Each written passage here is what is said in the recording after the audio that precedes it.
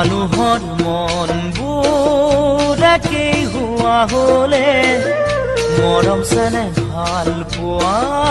একো নথকা হলে কাৰোৱেই নাভাগে হিয়া মৰো বুলি ভাবি